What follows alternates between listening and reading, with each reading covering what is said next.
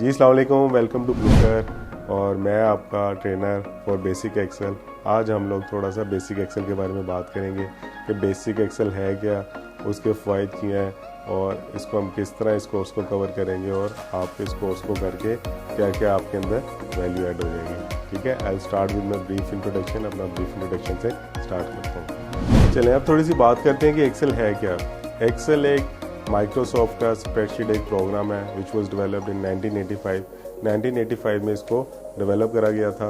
और इसका जो मकसद था इसका मकसद था कि जितनी भी बिज़नेस की इंफॉर्मेशन है, फाइनेंशियल इंफॉर्मेशन है, नॉन फाइनेंशियल इंफॉर्मेशन है, उसको एक अच्छे तरीके से आप क्यूमुलेट कर लें और उससे यूज़ करके अपन बिज़नेस की सहूलत को मज़ीद आसान बनाएं। तो ये एक्सेल का बेसिकली एक फ़िलॉसफी थी। 1985 में ये डेवलप हुआ था और आहिस्ता आहिस्ता इम्प्रूव होता चला गया और आजकल ये बिज़नेस के लिए इतना ज़रूरी है। मेरा नहीं ख्याल कि कोई भी ऐसा बिज़नेस हो या मैंने किसी ऐसी कंपनी में काम किया हो कि जहाँ पे एक्सेल यूज़ नहीं हो रही। एक और आपको बात बताऊँ, यहाँ पे ऐड करता चला जाऊँ, कंपनीज में सैप भी लगे होते हैं और एक्सेल भी लगी हुई है, क्विक बुक भी लगी हुई है, IAS scholar, different accounting software लगे हुए हैं, लेकिन वहाँ पर भी एक्सेल यूज़ होती है। एक्सेल के बगैर कोई भी बिज़नेस मैंने आज तक चलते हुए नहीं देखा। तो एक्सेल एक ऐसी स्किल है कि जो आपने सीखनी ही सीखनी है। आप फ्रीलांसिंग कर रहे हैं, आप जॉब कर रहे हैं, आप कोई अपनी यूनिवर्सिटी में कोई कोर्स कर रहे हैं, कोई प्रोग्राम कर रहे हैं, तो वहाँ पे भी आपको एक्सेल चाहिए। So this is it was my brief introduction for Excel. चलें जी, थोड़ा सा स्किल पे बात करते हैं। एक्सेल एक ऐसी स्किल है कि जिसको इस्तेमाल करके आप अपनी जो एम्प्लॉयमेंट है, अपनी जो रोज़गार है, उसके मौक़ों को बढ़ा सकते हैं। अगर आप फ्रीलांसर हैं, फ्रीलांसर में अपना करियर को परस्यू करना चाहते हैं, तो वहाँ पे भी आप एक्सेल को यूज़ करके अपने जो फ्रीलांसिंग का करियर है उसको आगे लेके जा सकते हैं। और अगर आप किसी कंपनी में बैठे हुए हैं तो उसमें आपको इसके डिफरेंट फ़ायदे मिल सकते हैं। अगर आप का ताल्लुक HR से है तो HR में आपने जो हायरिंग करनी है, जो अपने परफॉर्मेंस आपने वैल्यूएट करनी है अपने स्टाफ की, वहाँ पे आप इसको कर सकते हैं। अगर आप मैनेजरियल लेवल पे हैं, मैनेजरियल लेवल पे आपने पूरी कंपनी की परफॉर्मेंस को रिव्यू करना है, तो वहाँ पे भी एक्सेल आपको हेल्प करती है। डिफरेंट किस्म के चार्ट्स और डिफरेंट किस्म के जो ग्राफिकल रिप्रेजेंटेशन आ रही होती है, वहाँ पे भी आपको एक्सेल हेल्प करती है। अगर आप अकाउंटेंट हैं, आपका ताल्लुक अकाउंट से है, फाइनेंस से है, तो वहाँ पे तो एक्सेल नंबर्स और एक्सेल का और नंबर्स का तो चोली दामन का साथ है, वहाँ पे भी आपको एक्सेल काफ़ी ज़्यादा हेल्प कर रही होती है। तो मैं अक्सर अपने स्टूडेंट्स को यही कहता होता हूँ कि यार एक्सेल जो है वो एक स्किल है और ये स्किल को आप ज़रूर सीखें। आज की दुनिया में एक्सेल को सीखे बगैर आपका गुजारा नहीं है। चलें जी, अब थोड़ा सा इस कोर्स के बारे में बात करते हैं। एक्सेल इस कोर्स में हम लोग क्या करेंगे। इस कोर्स में I will start of with very basic concept. मैं इनफैक्ट आपको ये भी सिखाऊंगा इसमें कि आपने एक्सेल को किस तरह डाउनलोड करना है, किस तरह आप उसको सब्सक्राइब करना है और आपने अपने कंप्यूटर सिस्टम के ऊपर किस तरह एक्सेल को सेटअप करना है, उसको पुटअप करना है। और फिर उसके बाद बिल्कुल आराम से बेसिक से आपको इंशाल्लाह वहाँ से सिखाएंगे और आहिस्ता आहिस्ता एडवांस लेवल पे लेके जाएंगे। और इसके साथ साथ जो मेरे एक्सपीरियंसेस हैं कुछ 12 साल के, कुछ जहाँ पे मैंने इन चीज़ों को इस्तेमाल किया, कोई पर्टिकुलर कॉन्सेप्ट को इस्तेमाल किया, मसलन रिलेटिव रेफरेंस है उसको किस तरह इस्तेमाल किया किसी कंपनी में, तो उसका भी साथ साथ केस स्टडी बना के आप लोगों के साथ शेयर करते जाएंगे, ताकि जो कॉमनली यूज़ फीचर्स हैं, जो कॉमनली यूज़ इंडस्ट्री में टर्मिनोलॉजीज़ हैं, उससे आप लोग फेमिलियर हो जाएं और ये कोर्स पढ़ के आप लोग आपके अंदर वैल्यू ऐड हो जाए। ठीक है, thank you so much for having me. मैं I will be looking forward कि आप लोग मुझे ज्वाइन करें ब्लूकर पे और अपना रिस्पॉन्स और फीडबैक ज़रूर दीजिएगा and please subscribe my channel. Thank you जी, अस्सलाम वालेकुम, welcome to Blucker platform. My name is Khurram Salahuddin and I am your instructor for Excel learning. Excel learning का आपका इंस्ट्रक्टर हूँ और आज का जो हमारा एजेंडा है वो है वर्कबुक। वर्कबुक क्या होती है और एक्सेल के अंदर जो शीट्स हैं वो क्या होती हैं, यानी कि जो आज हम लोग सीखेंगे कि जो आपकी वर्कबुक हैं और जो आपकी वर्कशीट्स हैं उनमें क्या डिफरेंस है और उनको हम किस तरह सीख सकते हैं। फिर सेकेंडली उसमें हम देखेंगे कि रोज़ एंड कॉलम्स का कॉन्सेप्ट क्या है एक्सेल के अंदर। फिर उसके बाद हम थोड़ा सा और एक दो चीज़ों को देख रहे होंगे। चलें आज का लेक्चर स्टार्ट करते हैं। आप मेरी स्क्रीन में देखें, सबसे पहले आ रहा है व्हाट इज़ वर्कबुक, लेक्चर में आपको बताऊंगा कि वर्कबुक क्या होती है। Then I am going to tell you कि व्हाट इज़ वर्कशीट, वर्कशीट क्या है। फिर हम देखेंगे कि रोज़ एंड कॉलम्स का इंट्रोडक्शन लेंगे कि जो एक्सेल है, एक्सेल में रोज़ और कॉलम्स क्या होती हैं और उसको किस तरह हम उसको वर्कआउट कर रहे होते हैं। लें जी, लेट्स स्टार्ट टुडेज लेक्चर।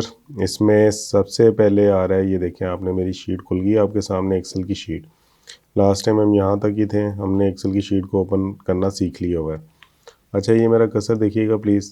ये जो पूरी शीट है, इस पूरी शीट को हम लोग कह रहे होते हैं कि ये एक वर्कबुक है। ये एक वर्कबुक है और इस वर्कबुक के अंदर आपको ये ऊपर एक छोटे से कोई टैब्स नज़र आ रहे हैं। इसका हम नेक्स्ट लेक्चर में देखेंगे इसको कि ये टैब्स क्या होते हैं। अभी ये जो पूरी शीट है इसको हम कहते हैं कि ये एक वर्कबुक है। अब वर्कशीट क्या होती हैं, ये देखिए मेरा कर्सर, आपको शीट 1 नज़र आ रहा है, ये प्लस का साइन नज़र आ रहा है। ये एक वर्कबुक के अंदर एक शीट आपके सामने खुली हुई है। तो मैं इसके अंदर प्लस का, ये देखें साइन जो है, इसको जब मैं प्रेस करता हूँ तो ये मेरे सामने दूसरी इसकी जो शीट है वो खुल जाएगी। यानी कि एक वर्कबुक के अंदर अब हमारे पास 2 शीट्स हो गई हैं। एक शीट नंबर 1 है, इसको वर्कशीट कहते हैं, वर्कशीट नंबर 1 कहेंगे, और इसको हम कहेंगे वर्कशीट नंबर 2। तो यहाँ पे आप प्लस का साइन आ रहा है, आप इसको प्लस के साइन को क्लिक करेंगे तो आपके पास वर्कशीट नंबर 3 ओपन हो जाएगी। इट्स दैन सो ऑन, आप यहाँ पे प्लस का साइन क्लिक करते हैं और आपके एक वर्कबुक के अंदर आपकी मल्टीपल वर्कशीट्स जो हैं वो ओपन हो सकती हैं। आप ये जो शीट्स हैं इसको आप रीनेम भी कर सकते हैं। यहाँ पे मैंने डबल क्लिक किया, यहाँ पे मैं इसका नाम रख देता हूँ ए। शीट नंबर 2 का हम नाम रख देते हैं बी। फिर शीट 3 पर डबल क्लिक किया, बैक स्पेस, इसका नाम रख देते हैं सी। और ये शीट नंबर 4 है, इसका नाम रख देते हैं डी। राइट। अब ये देखें, एक वर्कबुक के अंदर हमने 4 डिफरेंट शीट्स क्रिएट कर ली। पहली शीट का नाम हमने रखा शीट ए, दूसरी शीट का हमने नाम रखा वर्कशीट नंबर बी, फिर तीसरी का सी, और ये 4th वन इज़ डी। अब आप इसको हम देखते हैं कि हमने किसी अगर शीट को, किसी एक वर्कबुक के अंदर शीट को डिलीट करना है तो हम उसको कैसे करेंगे। ये आपके सामने नज़र आ रहा है शीट नंबर 5। शीट नंबर 5 में गए, राइट क्लिक किया तो आपके पास ये ऑप्शन नज़र आ जाएंगे। आप इस ऑप्शन में देखें कि सेकंड नंबर पे आपके पास आ रहा है डिलीट का ऑप्शन। आप इधर से यहाँ पे शीट को डिलीट कर देंगे। आप इसी डी के अंदर एक और वर्कशीट क्रिएट करना चाहते हैं तो आप क्या करें, आप राइट पे क्लिक करें, इंसर्ट का बटन प्रेस करें। इंसर्ट का बटन प्रेस करेंगे तो ये आपके पास आ जाएगा कि आप क्या शीट इंसर्ट, आप क्या इंसर्ट करना चाह रहे हैं। तो मैं यहाँ पे बाय डिफ़ॉल्ट सिलेक्ट हुआ है वर्कशीट, ओके करूँगा तो ये देखें मेरे पास वर्कशीट क्रिएट होगी। अब इसको मैं एंड पे ले आया उठा के, अब फिर मैं इसको रीनेम कर सकता हूँ।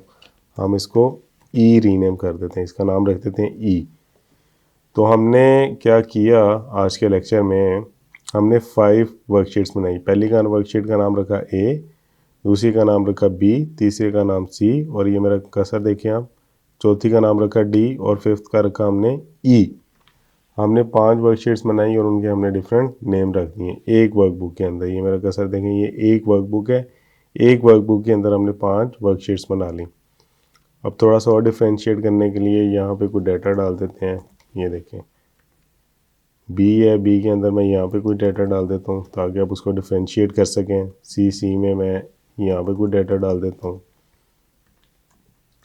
डी में मैं यहाँ पे कोई डाटा डाल देता हूँ, और ई में मैं यहाँ पे एंड पे जाके कोई डाटा इंसर्ट कर देता हूँ। ये लें, अब आप और बेहतर तरीके से डिफ्रेंशिएट कर सकेंगे। ये शीट आ गई, फिर मेरा कर्सर देखिए, मैंने बी पे क्लिक किया, बी आ गई, सी में क्लिक किया तो सी आ गई, डी में क्लिक किया तो डी वर्कशीट। जी अस्सलाम वालेकुम, welcome to Blucker. I am your trainer for Excel learnings. और आज का जो हमारा एजेंडा है वो है absolute reference and relative reference. आज की जो वीडियो है गाइस, उसमें हम लोग लर्न करेंगे कि रिलेटिव रेफरेंस क्या होता है एक्सेल में और एब्सोल्यूट रेफरेंस क्या होता है। इन दोनों को सीखेंगे, पहले इनके बारे में जानेंगे, इनके बारे में थोड़ा सा इनकी डेफिनेशन को पढ़ेंगे, फिर उसके बाद कोई एक्सरसाइज है, एक मैंने आप लोगों के लिए ऑलरेडी एक्सरसाइज बनाई हुई है, उस एक्सरसाइज को हम लोग प्रैक्टिकली एग्जीक्यूट करेंगे एक्सेल के अंदर, सो दैट आप उसको अच्छे तरीके से लर्न कर सकें और वो आपको हेल्पफुल हो आपके जो भी असाइनमेंट है, कोई काम है या आप जॉब कर रहे हैं, कहीं पे भी आप हैं, तो आपका एब्सोल्यूट रेफरेंस और रिलेटिव रेफरेंस हेल्प आउट कर सकें। Let's start today's lecture. इसमें अगर आप मेरी स्क्रीन देख सकते हैं तो you can see relative reference and absolute reference in Excel. ये मैंने आज की जो वीडियो है उसका जो टॉपिक है उसकी हेडिंग दी हुई है। फिर उसके बाद मैंने आपको बताया कि व्हाट इज़ रिलेटिव रेफरेंस, इसको हम सीखेंगे भी। फिर हम सीखेंगे एग्जांपल ऑफ रिलेटिव रेफरेंस, उसको करेंगे। फिर उसके बाद हम देखेंगे what is absolute reference, absolute reference क्या होता है। फिर उसके बाद एब्सोल्यूट रेफरेंस की एक एग्जांपल है, उसको करेंगे। ये आज की जो वीडियो है इसका ये मास्टर प्लान है, ये एक माइंड मैप है जो मैंने आपके साथ शेयर किया, और अब हम इसको एग्जीक्यूशन की तरफ लेके चलते हैं। सबसे पहले आ रहा है रिलेटिव रेफरेंस। रिलेटिव रेफरेंस कोई बड़ा मुश्किल सा वर्ड लग रहा है, इतना मुश्किल नहीं है, इजी सी बात है। आज ये देखते हैं क्या बात है ये।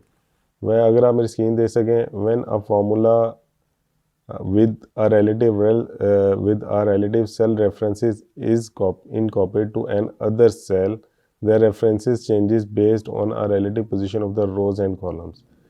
इस इंग्लिश का पूरी का ये मतलब है कि जब भी आप कोई सेल कॉपी करते हैं और उसको आप पेस्ट करते हैं तो उसके जो रिलेटिव रोज और कॉलम्स हैं, एक्सेल क्या करता है, एक्सेल उसको रिलेटिवली उठाता है और उसको आगे पेस्ट कर देता है। ये वो कहना चाह रहे हैं। By default all the references in Excel are relative. वो कह रहे हैं कि बाय डिफ़ॉल्ट ना एक्सेल में जितने भी रेफरेंसेस हैं वो रिलेटिव रेफरेंसेस हैं। ये बात क्यों की रही, इस बात का ये मतलब है कि कोई भी एक्सेल के अंदर जो रेफरेंस है वो बाय डिफ़ॉल्ट एब्सोल्यूट नहीं होता, वो हमेशा रिलेटिव ही है, और रिलेटिवली वो रेफरेंसेस को उठाता है। एब्सोल्यूट के लिए हमें स्पेशल बताना पड़ेगा, स्पेशल कमांड देनी पड़ेगी उसको कि ये जो रेफरेंस है ना ये एब्सोल्यूट है। जब मैं एब्सोल्यूट रेफरेंस को आपके साथ प्रैक्टिकली शेयर कर रहा हूँ तो वहाँ पे मैं इस बात को दोबारा वहाँ पे रेफ़र करूँगा कि इसका क्या मतलब था। वहाँ पे आपको ज़रा ज़्यादा बेहतर उसकी समझ लग जाएगी। रिलेटिव रेफरेंस का थोड़ा सा मैंने आपको डिफ़ाइन किया। अब इसकी एग्जांपल देखते हैं। ये मैंने आप लोगों की एक एग्जांपल प्रिपेयर की है, एक्सरसाइज, छोटी सी एक्सरसाइज है, इसको करते हैं और रिलेटिव रेफरेंस को एक्सरसाइज के थ्रू ज़रा लर्न करते हैं कि रिलेटिव रेफरेंस क्या होता है। जब उसको प्रैक्टिकली करेंगे, एक्सेल के अंदर डेटा को इंसर्ट करके कर रहे होंगे, तो वहाँ पे इंशाल्लाह आपको बेहतर तरीके से समझ लगेगी, बेहतर तरीके से आपकी उसकी अंडरस्टैंडिंग हो जाएगी, ग्रैप्स कर लेंगे आप। Let's start. ये एक्सेल की शीट आ गई। ये अगर आप मेरी एक्सेल की यहाँ पे पावर पॉइंट की शीट देखें तो मैंने आप लोगों की ना एक एक्सरसाइज बनाई हुई है। एक्सरसाइज में देखें मंथ है पहले कॉलम में, दूसरे में टोटल रेवेन्यू आ रहा है, तीसरे कॉलम में टोटल एक्सपेंसेस आ रहे हैं, और चौथे में आ रहा है आपका नेट इनकम। नेट इनकम क्या है, सही है। ओके जी, यहाँ पे इस डेटे के साथ अब हमने प्ले करना है। ये मैंने डेटा आपको बता दिया है। पहली कॉलम में आ रहा है मंथ, दूसरे में टोटल रेवेन्यू, तीसरे में एक्सपेंसेस, चौथे में नेट इनकम। रिक्वायरमेंट क्या है हमसे, calculate net profit by using relative reference. हम लोगों ने नेट प्रॉफिट को कैलकुलेट करना है बाय यूजिंग रिलेटिव रेफरेंस। कैसे करेंगे सर, अभी करके आपको दिखाते हैं, इंशाल्लाह अभी आप सीख जाएंगे। यहाँ पे आए, सबसे पहले एक्सेल में आए। एक्सेल में आप मंथ, यहाँ पे इसको पहले डेटे को कॉपी पेस्ट करते हैं। मंथ आ गया, कॉलम डी में मैंने मंथ लिख दिया। कॉलम ई में आए, कॉलम ई में लिखें टोटल रेवेन्यूज।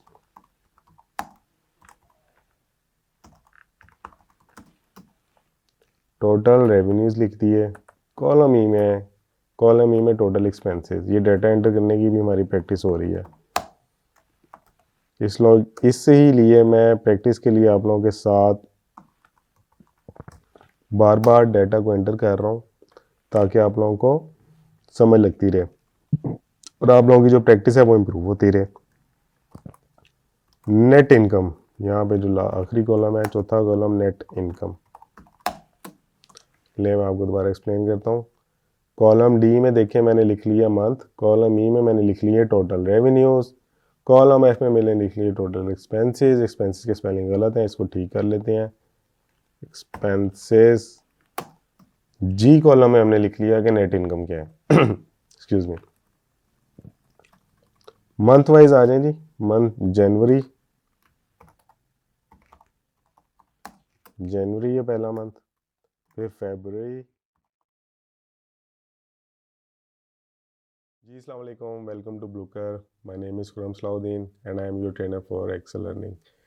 आज का जो हमारा टॉपिक है, आज का हमारा टॉपिक है जी काउंट के फंक्शन। काउंट के फंक्शंस को हम लोग किस तरह यूज़ करेंगे और काउंट के पहले तो मैं आपको ये बताऊंगा काउंट के फंक्शंस होते क्या क्या है, काउंट होता है क्या है, एक्सेल में काउंट क्या होता है, एक्सेल में काउंट के फंक्शंस को किस तरह यूटिलाइज करते हैं और उससे हम बेनिफिट उठा के अपनी ज़िंदगी को एक्सेल के अंदर किस तरह से आसान कर सकते हैं। सही है। Let's move on with today's lecture. इसमें अगर आप मेरी स्क्रीन देख सकें तो ये मैंने आपके सामने काउंट्स के फंक्शन लिखे हुए हैं, काउंट्स फंक्शन इन एक्सेल। पहला जो फंक्शन है काउंट का वो है जी काउंट, फिर second one is count A, third one is count blank and the fourth one is count if. Count के ये वाले जो चार फंक्शन हैं ये बड़े वाइडली यूज़ होते हैं एक्सेल के अंदर और आज हम इसको सीखेंगे ये फंक्शन है क्या, इनको यूज़ कैसे करना है, उनकी लेब्रेशंस को देखेंगे और कुछ एग्जांपल्स हैं उनको हम प्रैक्टिकली सॉर्ट आउट करेंगे ताकि आप लोगों की जो लर्निंग है वो इम्प्रूव हो और आप इसको एफिशिएंटली यूज़ कर सकें एक्सेल के अंदर। सही है, लेट्स स्टार्ट जी। इसमें सबसे पहला जो फंक्शन है count function and exercise. Count function क्या है, काउंट फंक्शन आपको बता दें। If you can see my screen, इसमें मैंने लिखा हुआ है the count function counts the number of cells that contain numbers and counts numbers within the list of argument.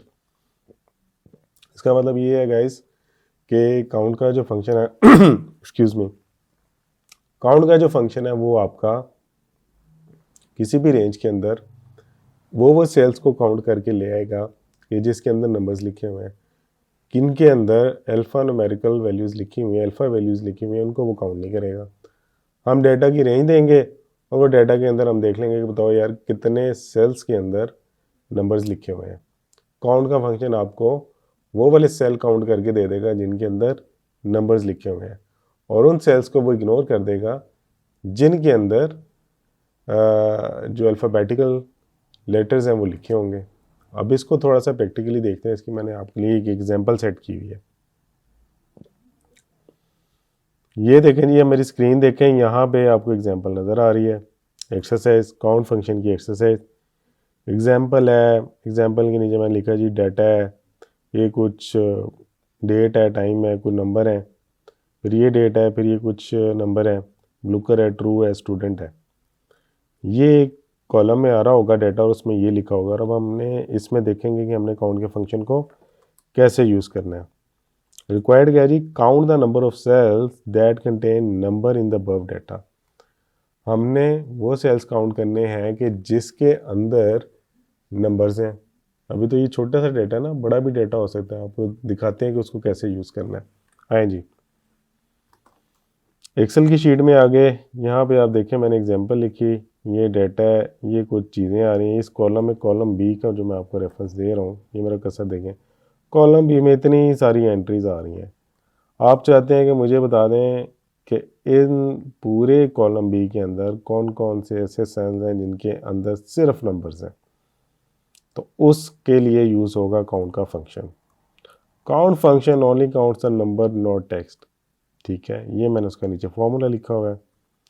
अब ये मैंने कुछ आपके लिए रिक्वायरमेंट्स लिखी हैं। पहले रिक्वायरमेंट क्या है, count the number of cells that contain number from B7 to B11।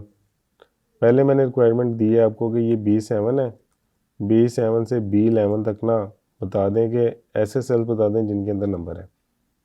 अभी तो आप इसको बड़ा आराम से बता सकते हैं, छोटा सा डेटा है, 1 2 3 4, आप देंगे जी 4 ऐसे सेल्स हैं जिनके अंदर नंबर है, बाकी ये जो पांचवा ब्लूकर इसके अंदर तो नंबर ही नहीं है।